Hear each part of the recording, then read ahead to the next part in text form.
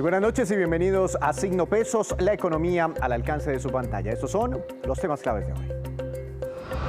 Los cambios en la declaración de renta. Hoy analizaremos cómo quedará esta obligación tributaria para las personas naturales a la luz de la nueva reforma que estudia el Congreso. Un experto de la Universidad Libre nos explicará a quiénes cubre, cómo quedarían las deducciones y cuánto podría ser el pago. Pensionados con doble tributación. Esa es la preocupación de miles de pensionados que, según la propuesta de reforma tributaria, tendrían que incluir su mesada en la declaración de renta y pagar además el impuesto solidario. Un consultor especializado nos cuenta el panorama. Los cambios en la medicina. La pandemia del coronavirus trae efectos positivos y negativos sobre las clínicas y demás operadores de salud. Juan Fernández nos contará de los avances tecnológicos que se imponen, pero también de los sobrecostos que puede generar.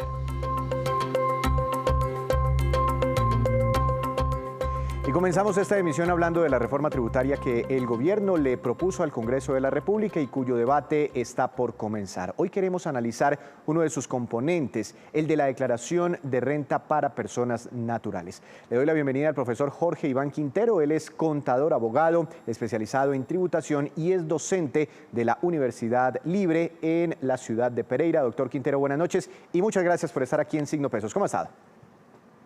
Buenas noches, muy bien, gracias. Doctor Quintero, mire, esto va a ser nuevo para muchísima gente. Dice el Ministerio de Hacienda que actualmente declaran renta cerca de 3,5 millones de colombianos y que con la reforma tributaria declararían 7 millones de colombianos, es decir, se duplicaría la cifra. Para hablarles puntualmente a esos nuevos contribuyentes o declarantes, antes de ponernos a hacer las cuentas, ¿por qué no me ayuda, porque como esto es nuevo para tanta gente, ¿por qué no me ayuda a diferenciar qué es una declaración y qué es el pago de renta? ¿Cuál es la diferencia entre estos dos conceptos? Sí, la diferencia consiste en que no necesariamente declarar implica pagar, ¿sí?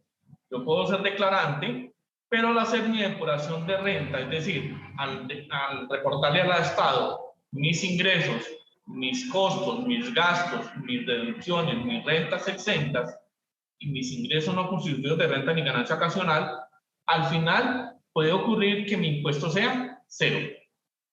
Entonces, aumenta la base de declarantes, pero no significa que todos tengan que pagar.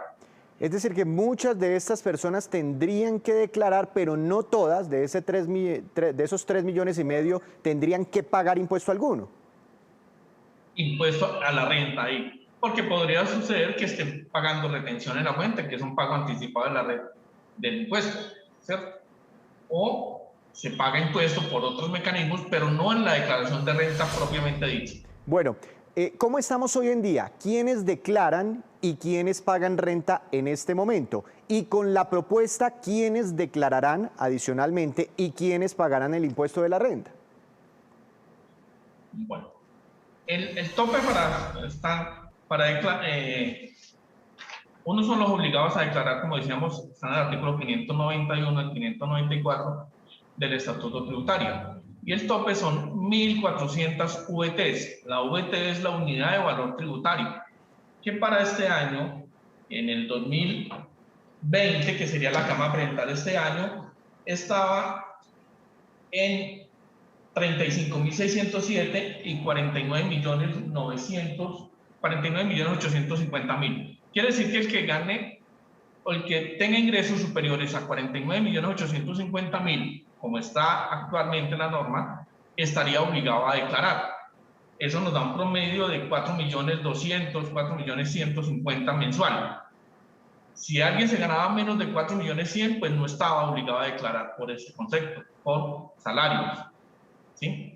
Al rebajar el tope, pues va a aumentar la base de los declarantes y al hacer la depuración de la declaración de renta se determina si está obligado a pagar o no. Entiendo. Entonces, hoy estamos en 4.200.000. De ahí para adelante declaran y mucho más arriba pagan renta a los colombianos. Con la propuesta, Exacto. ¿Quiénes quedarían nuevos? Bueno, yo tengo acá un ejemplo, si quieres compartir. Claro, mucho mejor. Porque es que nos dicen que en algún momento terminarían pagando el impuesto de la renta colombianos con ingresos superiores a 2,5 millones. ¿Por qué no hacemos un ejemplo en ese rango de los que hoy no pagan renta, que son colombianos que están con salarios mensuales entre 2,5 millones y 4,2 millones? Hagamos un ejemplo con ese, por favor. Sí, señor. Incluso, es que hay una desinformación ahí de tonto, porque para la propuesta de la tabla del artículo 241, ¿quiénes empezarían a pagar? Sí, los que ganen más de 800 VT, y los 800 VT son 29 millones de pesos. ¿Sí? Si vivimos entre 12 meses, pues sí da 2.800.000. Voy a compartir mi pantalla para mostrarles acá. No sé si el sistema nos permita compartir la pantalla, pero cuénteme las cifras, mientras miramos si el sistema bueno, no me permite compartir. Bueno, te lo voy a contar. Vamos a hacer el ejemplo con salario de ¿cuánto? Con salario de 4.100.000. Listo. Esa persona hoy no declara ni paga, ¿verdad? Hoy no declara ni paga. Y con la reforma tributaria sí empezaría a ser parte de ese universo. Hagamos el ejemplo entonces. Exacto. Entonces, una persona que en ese momento se gane 4.100.000 tendría un salario mensual de 49.200.000 pesos. Anual. Si se ganan las cesantías y los intereses, que serían 4.100.000 de cesantías, e interés a las cesantías del 12%, 492.000, tiene ingresos laborales por 57.892.000 pesos al año. Una aclaración incluso, ahí. ¿Las cesantías antes no sumaban como ingreso laboral? ¿Ahora con la reforma sí van a sumar? No, siempre han sumado. Siempre han sumado. Lo que pasa es que anteriormente solamente se consideraban ingreso, o se consideraba que se había realizado el ingreso cuando la recibía efectivamente el trabajador. Ahora dice la norma o la propuesta de reforma tributaria, la Ley de Solidaridad Sostenible, dice que se considera realizado el ingreso cuando el patrono o el empleador le pague, ¿sí? Le pague las cesantías o se las consigne en un fondo. Es que tenía entendido que las cesantías hacían parte del deducible, de ese 40% que ya le voy a preguntar, pero bueno, claro, sigue siendo, ya con la reforma nueva ya no harán parte de ese deducible, pero bueno, sigamos con el ejemplo. Bueno, entonces, este señor se gana en el año 57.892.000. ¿Listo? Él tiene que pagar aportes a salud y a pensión, un 4% aproximadamente, daría 1.968.000 pesos. En total, 3.936.000. Eso se llama, o los considera la reforma tributaria y la ley de crecimiento, los llamaba ingresos no constitutivos de renta ni ganancia ocasional. A esos 57.892.000 le descuentos o ingresos no constitutivos de renta ni ganancia ocasional y nos da un valor o un ingreso neto de 53.956.000.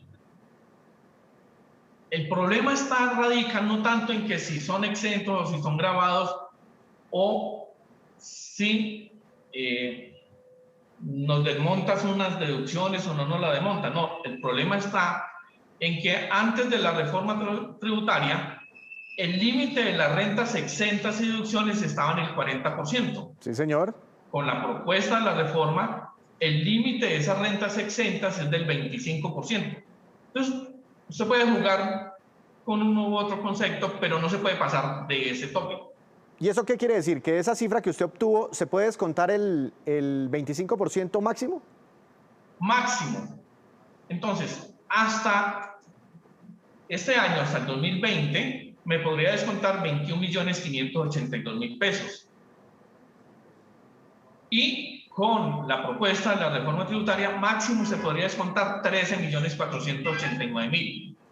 Sumadas cesantías, interés a las cesantías, si usted tiene hijos dependientes, si estudian, si paga salud, medicina prepagada. Claro, ahí le queda la base gravable. ¿En cuánto le quedó esa base gravable para sacar? Esa base gravable me quedó en 40.467.000 pesos. ¿Y sobre eso cuál sería el impuesto a pagar?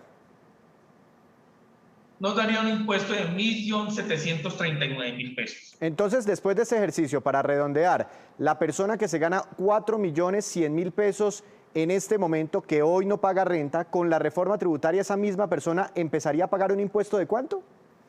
1.739.000 pesos. 1.739.000 pesos. Bueno, esas personas, doctor Quintero, no saben cómo se paga eso, cuándo se debe pagar, si tiene que hacer un abono completo o poder ir pagando de manera adelantada. ¿Dónde hace todo ese trámite? No, en la declaración de renta, en el formulario 210, para personas naturales no obligadas a llevar contabilidad, presentan su declaración, hacen un resumen de sus ingresos, de sus costos, de sus gastos y sus rentas exentas, y le dice al Estado, miren, mi valor a pagar son 1.739.000 pesos. Si tengo retenciones, si me hicieron retenciones, entonces me descuento las retenciones y le pago el excedente. Entiendo. Una última pregunta, doctor Quintero. ¿Qué papeles deben alistar esos nuevos declarantes? Porque es un tema sobre el que muchos no conocen. ¿Qué documentos deben preparar para su declaración de renta? Sí, ya me parar. Déjeme aclarar también. Con la propuesta de la reforma, también es muy grave. Si mantenemos las constantes de los 4.100.000, para el año 2023, esta persona pagaría 2.792.000 pesos. Ah, se le sube el impuesto. Casi se duplica, sí, señor. Bueno, ¿y cuáles son los papeles, más o menos, en términos generales? Bueno, entonces, en términos generales, todas las personas pues deben tener los soportes de los pagos. Las empresas están obligadas, si son salarios, a expedir un certificado de ingresos y retenciones. Deben conseguir o tener dispuestos en un archivo, en una carpeta, los soportes de los pagos de nómina, de salud, pensión. Si tiene hijos, pues los dependientes, ¿no? Porque no solamente son hijos los dependientes, pueden ser hasta los padres, pero como le decía, es ya un límite muy mínimo, porque es un 25%, prácticamente nos están diciendo pague sobre un 75% de sus ingresos. Y debe tener también todos los soportes de las propiedades, los certificados bancarios a diciembre 31, claro. los prediales de los inmuebles, de los vehículos, el valor comercial. Es decir, que tiene que hacer un balance que tenía a diciembre 31, porque al Estado también hay que informarle qué tenía usted y qué debía. Pues lo bueno de todo eso es que esos certificados ya se pueden pedir de manera digital. Doctor Quintero, muchas gracias por este ejemplo, muy interesante. Bueno, señor, con mucho gusto. Una feliz noche. Haciendo entonces aquí en tiempo real un ejemplo de cómo sería una declaración y el pago de la renta. Y a propósito de este tema, el gerente del Banco de la República, Leonardo Villar, se refirió hoy a la urgencia de aprobar esta reforma fiscal radicada ante el Congreso. Señaló que si el país no mejora su situación de ingresos y gastos, podría venir una crisis mayor. Veamos. En caso de no pasar el ajuste fiscal, se convertiría en un aumento de los costos de la deuda pública, sería para el otro lado, se convertiría en un aumento de los spreads, en un aumento de los costos de deuda pública y haría absolutamente impagable esa deuda que se ha prácticamente aumentado en 35 puntos o 25 puntos en los últimos 10, 15 años, depende del periodo que uno tome. Eso haría que la deuda empezara a crecer ya por esa dinámica absurda que adquieren las deudas, que es que los intereses se volverían tan altos con esos spreads crecidos que la deuda empezaría a adquirir una dinámica absolutamente explosiva y el país podría entrar en situaciones en las que claramente el Banco Central, el Banco de la República, no podría seguir siendo un banco que hace política monetaria expansiva y que hace política monetaria contracíclica. En resumen, dice el gerente que necesita el Banco de la República que se estabilicen las finanzas públicas de la nación para que puedan seguir siendo efectivas las decisiones del emisor del Banco de la República. Hacemos una breve pausa, pero cuando regresemos espere que la DIAN descubrió a cientos de empresas que están haciendo fraude tributario. Ya les contamos los detalles en segundos. Regresamos a Signo Pesos con este análisis sobre el proyecto de reforma tributaria, pero esta vez para hablar de cómo afectaría eventualmente a los pensionados. Saludo al doctor Andrés Felipe Izquierdo, gerente de la compañía consultora Integral Soluciones Pensionales. Doctor Izquierdo, buenas noches, bienvenido a Signo Pesos, ¿cómo ha estado? Víctor, buenas noches, muy bien, afortunadamente. Muchas gracias por acompañarnos. Doctor Izquierdo, ustedes que ya leyeron el articulado, que saben cómo funciona esa vaina, en fin, hay una gran confusión en el país por el texto que uno puede leer versus lo que dice el ministro de Hacienda, Alberto Carrasquilla, y versus lo que dice el propio presidente Iván Duque. En el texto muchos interpretan que pagarían un impuesto las pensiones a partir de 4.800.000 pesos, mientras que el ministro Carrasquilla y el gobierno en general sostienen desde allí que no, que eso no es cierto, que sería a partir de 7 millones de pesos. ¿Cuál es la realidad?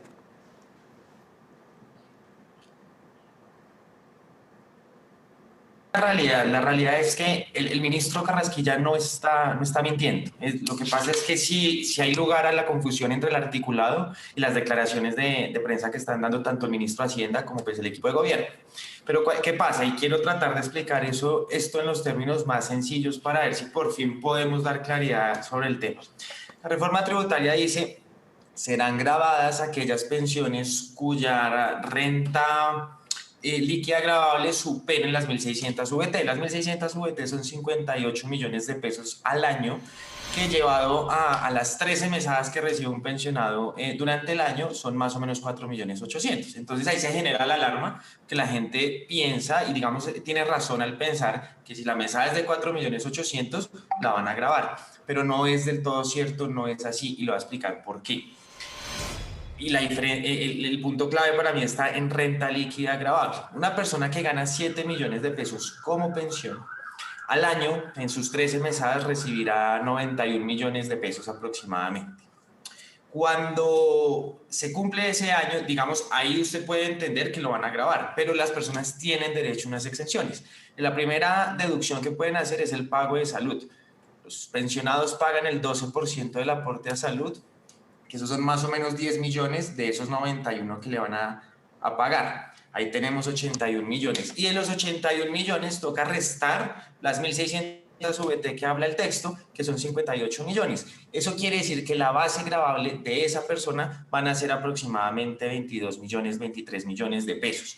Sobre eso es que pagarían. Por eso es que no hay incongruencia entre lo que dice el ministro y el texto, pero mi sugerencia respetuosa al gobierno y al Congreso ahorita que va a empezar la discusión de la reforma es que la redacción del artículo sea más clara, porque lo cierto es que las declaraciones del ministro son ciertas, pero si así quedara el texto, a la hora de aplicar la ley, siempre nos vamos a la literalidad de la misma y ahí habría lugar a confusión. A muchas confusiones, y por eso la preocupación. Bueno, del universo de pensionados en Colombia, tengo entendido que son más o menos 2 millones de colombianos. Ya le voy a preguntar si es conveniente grabar o no las pensiones, pero de esos 2 millones de colombianos, si deben pagar impuesto a partir de 7 millones de pesos en adelante mensuales, ¿esto golpearía a cuántos colombianos más o menos? ¿Tiene ese cálculo? Y pues las pensiones que están por encima de los 7 millones de pesos hoy en día en Colombia no son más de 30.000. Y en Colombia tenemos aproximadamente, entre el régimen de prima media que administra Colpensiones, los regímenes especiales y los fondos privados de pensiones, más o menos 2.300.000 pensionados en Colombia, de los cuales usted encuentra 1.400.000 en el régimen de prima media que administra Colpensiones, más o menos 800.000 en los regímenes especiales y solamente 200.000 en los fondos privados. De ese gran universo, más o menos serán 30.000, tal vez un poco más, que paguen, que sean sujetos de este gravamen. Yo particularmente no estoy en contra del gravamen, al contrario, creo que Colombia tiene espacio para gravar las pensiones y más aún las pensiones altas. En Colombia todas las pensiones altas, y cuando digo todas también me refiero a los fondos privados de pensiones, en su mayoría tienen un subsidio y un recurso del Estado, así que con mayor razón hay que gravarlas. Yo creo que hay espacio y esperaría que este debate se quede en lo técnico y no en lo político, porque en lo político, un año antes de elecciones, suena rentable proteger a los pensionados. Una manera de proteger a los pensionados también es proteger el sistema que les paga sus pensiones. Así que realmente creo que estoy de acuerdo con el gravamen, creo incluso que hay espacio para más y el gravamen tampoco va a ser muy alto. ¿Y no va a ser muy alto? ¿Es de cuánto? ¿Usted tiene de pronto el cálculo? Porque en este momento los pensionados todavía no pagan ninguna tarifa, pero ¿cuánto les quitarían a ellos? Bueno, ¿cuánto tendrían que aportar algo a la DIAN, al fisco colombiano, los pensionados superiores a 7 millones de pesos? Claro, no, es muy poquito. ¿Y por qué es muy poquito? Porque es que las personas que hoy tienen estas pensiones superiores a 7 millones, como les decía ahorita, son más o menos 30.000, van a tener una renta exenta en VT de 2021 de 58 millones. Es decir, no van a pagar un impuesto sobre el 100% de su ingreso, sino solamente sobre una pequeña proporción del mismo. Y ese gravamen nosotros calculamos que no sea más de 140.000 pesos al año una vez entre en marcha y entre en vigencia la reforma tributaria. Entonces un gravamen de más o menos 140.000 pesos al año para una mesada de 7 millones de pesos mensuales no creo que sea ni vaya a causar ningún impacto social ni un impacto a las finanzas de los pensionados. Yo creo que hay espacio incluso para un poquito más. Pero bueno, esa misma persona, una pensión alta, seguramente, por ejemplo, el que tenga ingresos superiores a 10 millones de pesos, va a tener que contribuir con otro impuesto, que es el impuesto solidario. Y bueno, ya tiene que hacer su declaración de renta donde suma otros ingresos. Y bueno, ya no va a poder deducir durante el ahorro las pensiones voluntarias, las contribuciones a pensiones voluntarias. ¿No sería como una doble tributación para los pensionados? No, Víctor, y te voy a explicar por qué. El impuesto solidario va a estar vigente en caso que se apruebe la reforma tributaria como está presentada el día de hoy, entre el 1 de julio y el 31 de diciembre del 2021. Es decir, solo vamos a tener ese impuesto solidario por 6 meses. Entonces, ¿qué pasa? Si una persona que es pensionado, para responder este ejemplo que tú me pones, pues si la persona va a declarar renta y su pensión es superior a los 10 millones, pues tiene que pagar impuesto solidario, pero no va a haber una doble tributación porque podrá deducir hasta el 50% de lo que pague como renta, de lo que pague como impuesto solidario de su declaración de renta de la mesada pensional. Entonces no va a haber una doble tributación. Ese riesgo de la doble tributación para los pensionados en este caso no existe. Una última pregunta, doctor Izquierdo, y muy interesantes sus explicaciones. Una persona que hoy recibe una mesada pensional de 7 millones de pesos es porque en los últimos años laborales, ¿cuánto se estuvo ganando esa persona? ¿Se podría decir que es una persona acomodada, es una persona afortunada en el país? ¿Es posible que tenga otros ahorros, que tenga otros patrimonios? Por supuesto. En Colombia dependerá del régimen en cual haya logrado su mesada pensional. Si lo logró en el régimen de prima media, habrá tenido un promedio salarial de los últimos 10 años de 11, 12 millones de pesos. Si lo logró en los regímenes especiales, pues ahí incluso está más cerca de lo que fue su salario. Y si lo logró en un fondo privado de pensiones, puede que haya una diferencia mayor, pero igual, definitivamente tener una pensión en Colombia de por sí ya es un privilegio. Ahora tenerla de 7 millones, pues aún más privilegiados. Yo por eso creo que no hay mayor lugar a hablar acá de un impacto social sobre los pensionados que vayan a ser sujetos de este gravamen. Y aprovecho aquí, te respondo en la pregunta anterior, me hablaste de las pensiones voluntarias. Ahí también hay que ser claros por la redacción del artículo. No es que se vaya a quitar el beneficio tributario que tienen las pensiones voluntarias, sino que los aportes voluntarios que una persona hace sobre su cotización obligatoria, pues ya no serán deducibles de renta. Esto quiere decir que, digamos, el camino normal o el camino natural de esto es que se fortalezca el ahorro voluntario. Ah, sí, pero dicen algunos que eso puede desestimular ese ahorro voluntario, pues porque ya no se va a poder deducir de la renta. Doctor Izquierdo, pues muy interesantes sus apreciaciones, sus explicaciones. Muchas gracias por estos minutos para Signo Pesos. Que tenga una feliz noche. A ti muchas gracias, Víctor. Bueno, seguiremos esta semana analizando más puntos, más detalles sobre este controvertido proyecto, la reforma tributaria. Porque ahora vamos con esta que es la cifra económica del día. Es la siguiente, 4,8%, y es el crecimiento económico esperado en promedio por los analistas para este año 2021, según la última encuesta de expectativas financieras que realizó Fedesarrollo en este mes de abril. Los analistas dicen que para este primer trimestre se espera un crecimiento o una contracción económica de 1,5%, y sobre la tasa de cambio del dólar esperan que se mueva muy cerca de los 3.590 pesos en los siguientes meses. Con estas expectativas económicas hacemos otra breve pausa, pero ya les contaremos cómo va la lucha contra el trabajo infantil aquí en nuestro país, en segundos, en Signo Pesos.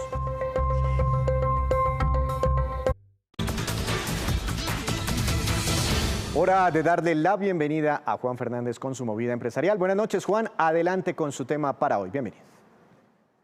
Víctor, buenas noches. Con todo este tema del coronavirus, el negocio de la medicina visto como industria, por supuesto, está cambiando rotundamente. Por un lado, vienen una serie de incrementos en costos médicos enormes que irán a los consumidores o a los pacientes, como quiera llamarse. Y por otro lado, la mayor implementación de la telemedicina. Una multinacional llamada Willis Towers Watson, dedicada a asesoramiento en temas de riesgo, dice, por ejemplo, que será América Latina esa región del mundo donde los costos más pueden aumentar por encima del 13%. De todos los países de la región, a Colombia es a uno a los que mejor le va, con una proyección de 6,9% este año en esos aumentos, una cifra aceptable en comparación con el 60% de Argentina, por ejemplo, el 11,5% de Brasil o el 12% de Ecuador. Pero esos aumentos se están convirtiendo en oportunidades que tienen que ver con la implementación de la telemedicina, que tuvo un auge enorme el año pasado y, como señala Willis Towers, podrían ayudar a compensar los mayores costos y proporcionar una forma más eficiente para que los asegurados accedan y utilicen la atención de salud en el futuro. El 50% de las aseguradoras en el mundo ofrecen este servicio y en América Latina el 46% ya lo hacen. Juan, ¿y cómo evoluciona el tema de las nuevas compañías entrando a ofrecer estos servicios de telemedicina? Mire, le voy a aterrizar este tema a Colombia. Hay una compañía, por ejemplo, naciente llamada UnDoc3, que está sacando su modelo de negocio basado en telemedicina, utilizando además mensajes de texto y chat para brindar acceso a la atención. Usa una plataforma de telemedicina impulsada por inteligencia artificial que realiza la evaluación de síntomas, la clasificación y el diagnóstico previo antes de conectar al paciente con un médico. Y al igual que otras compañías, pues busca que los pacientes puedan recibir atención rápidamente sin tener que salir de sus casas. UnDoc3 opera, además de Colombia, en México y acaba de recibir una ronda de financiamiento de $3 millones con los que completa ya 5 millones. Fundada en 2013, el año pasado la empresa tuvo 35,000 consultas por mes de febrero a diciembre y ya tiene utilidades. Y esta, pues, es Víctor, la movida de hoy con el potencial de negocio que abre la telemedicina y estos tiempos de coronavirus. Gracias, Juan. Lo esperamos mañana con más movidas empresariales. Y ahora vamos con estos que son los indicadores económicos que usted siempre debe conocer antes de irse a dormir. Tasa representativa del mercado que regirá para mañana vuelve a superar los 3.600 pesos, quedó en 3.606,42 centavos, subió 10 pesos con 85 centavos. Petróleo de referencia Brent para Colombia también subió 0,42%, se ubicó en $67,05 por barril. Precio interno del café colombiano subió y quedó en promedio a 1.192.000 pesos por carga para mañana en las principales cooperativas. Índice Colcap de la Bolsa de Colombia cayó 0,34%, acción más valorizada. Avianca con una ganancia de 10,17% y la acción que más cayó fue la de Canacol Energy, que tuvo un retroceso de 2,34%. Pero antes de despedirnos, los dejo con el siguiente dato. Al cierre del año pasado había en Colombia más de 522,000 niños y adolescentes entre los 5 y los 17 años trabajando. Significa una tasa de 4,9% de trabajo infantil, que es menor al 5,4% registrado en el año 2019. Es decir, que 64,000 menores y adolescentes dejaron de trabajar el año pasado. De hecho, el Ministerio de Educación logró que 11.566 niños volvieran al colegio en vez de trabajar. Las cifras fueron dadas a conocer hoy durante la firma de un pacto interinstitucional para redoblar esfuerzos y erradicar el trabajo infantil en nuestro país. Así terminamos por hoy, pero los esperamos mañana con una nueva emisión y con toda la información económica que usted necesita saber. Recuerde, esto es Signo Pesos, la economía al alcance de su pantalla. Que tenga una feliz noche.